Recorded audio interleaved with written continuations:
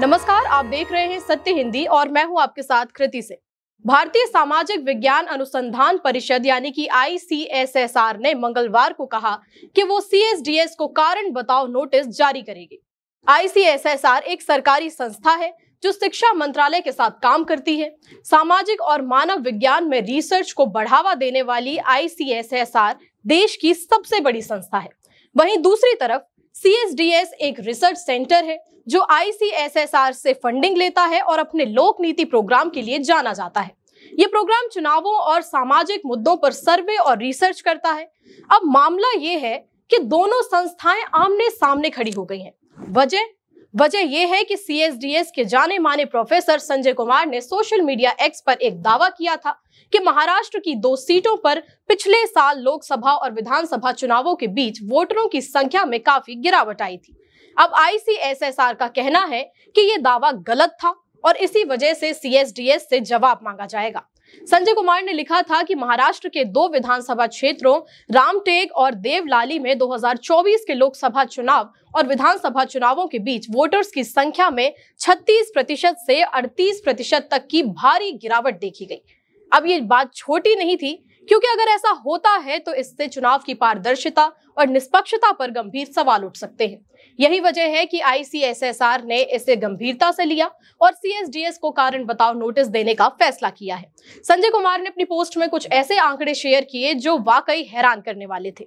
उन्होंने दावा किया कि महाराष्ट्र के रामटेक विधानसभा क्षेत्र में वोटर्स की संख्या 4.66 लाख से घटकर 2.86 लाख रह गई, यानी 38.45% की गिरावट आई। इसी तरह देवलाली में भी वोटर्स की संख्या 4.56 लाख से घटकर 2.88 लाख रह गई, मतलब 36% से ज्यादा की कमी।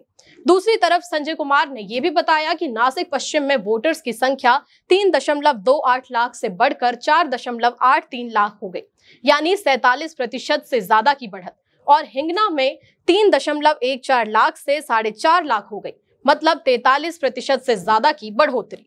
इतने बड़े अंतर वाले आंकड़े सामने आए तो सोशल मीडिया पर इस पोस्ट ने तूफान मचा दिया।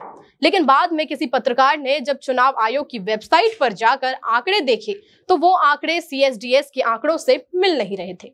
संजय कुमार के मुताबिक उस पत्रकार ने ही उन्हें फोन कर इसके बारे में बताया और तब जाकर उन्हें पता चला कि वेबसाइट से आंकड़े कॉपी करते समय कुछ आंकड़े ऊपर नीचे हो गए थे, जिससे ये गड़बड़ी हुई है। इस गलती का पता चलते ही संजय कुमार ने अपना ट्वीट डिलीट कर दिया और माफी भी मांगी। संजय कुमार ने X पर लिखा कि मैं महाराष्ट्र चुनावों के ट्वीट्स के लिए माफी मांगता हूं। हमारी डेटा टीम ने गलत पंक्ति पढ़ ली, ट्वीट हटा दिया गया है। मेरा इरादा गलत जानकारी फैलाने का नहीं था। अब यहीं से मामला और ज्यादा बिगड़ गया। ICSSR ने सीधे CSDS पर डेटा में हेरफेर करने का आरोप लगा दिया। ICSSR का कहना है कि CSDS ने यह सब जानबूझकर किया था ताकि भारत के चुनाव आयोग की साख पर सवाल उठाए जा सके। ICSSR ने X पर पोस्ट करते हुए कहा कि हमें जानकारी मिली है कि CSDS ने एक जिम्मेदार पद पर बैठे शख्स ने महाराष्ट्र के चुनावी आंकड़ों में गड़बड़ी का दावा किया, जो बाद में खुद ही वापस लेना पड़ गया। इसके अलावा CSDS ने चुनाव आयोग की सैंपल वेरिफिकेशन प्रक्रिया की गलत तरीके से व्याख्या करके मीडिया में खबरें भी छपवा दी। ICSSR का कहना है कि वो भारतीय संविधान का पूरा सम्मान करता है और चुनाव आयोग एक संवैधानिक संस्था है जो दशकों से दुनिया के सबसे बड़े लोकतंत्र में निष्पक्ष चुनाव कराने का काम करती आई है।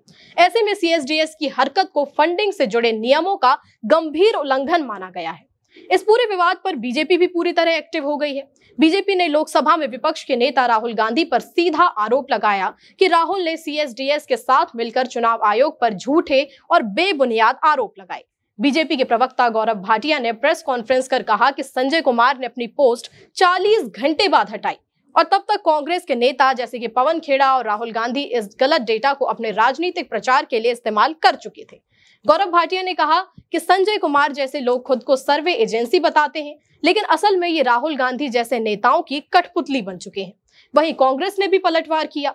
पवन खेड़ा ने कहा कि ये बीजेपी तो तिनके का सहारा ले रही है क्योंकि वो वोट चोरी में पकड़ी गई है।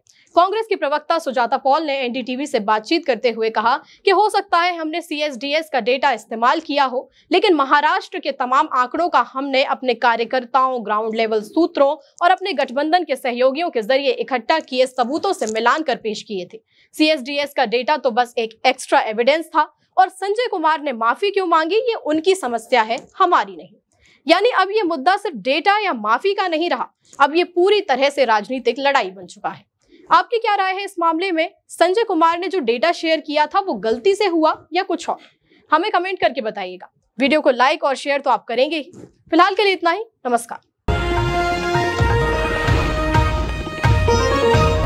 Copyright disclaimer under Section 107 of the Copyright Act 1976. Allowance is made for fair use for purposes such as criticism, comment, news reporting, scholarship, and research. Fair use is a use permitted by copyright statute that might otherwise be infringing.